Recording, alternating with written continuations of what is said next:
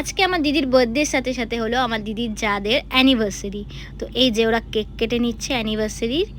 এটা আমার দিদির যা আর ভাসুর, আর এটা হলো তাদের মেয়ে।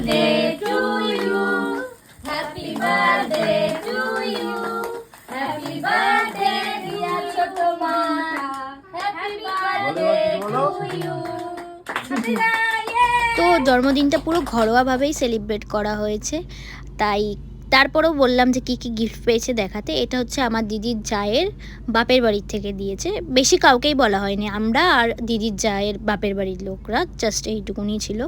তো ওকে বললাম যে দেখা কী কী দিয়েছে, ও দেখো গল্প করতেই ব্যস্ত। তারপরে এই যে তোমরা দেখে নাও যে এর মধ্যে 3টে কাপ আছে, 2টো প্লেট আছে, একটা ছোট্ট কেটলি টাইপের আছে, খুব সুন্দর ছিল।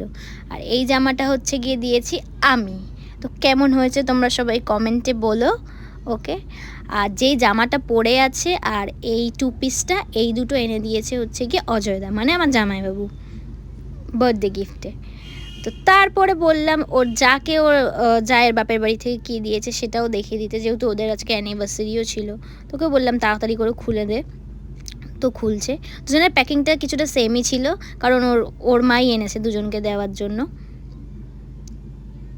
তো এই দেখো ওকেও দিয়েছে, এই যে ওরটায় 4টে কাপ আছে আর একটা মাঝখানে খুব সুন্দর হাফ আপেলের আছে। তারপর আমরা সবাই মিলে বসে গেছি হচ্ছে গিয়ে খেতে। তো আজকের মেনুতে ছিল হচ্ছে পরোটা, মাটন, আর পায়েসটা আমি তুলতে ভুলে গেছি, তার জন্য সরি।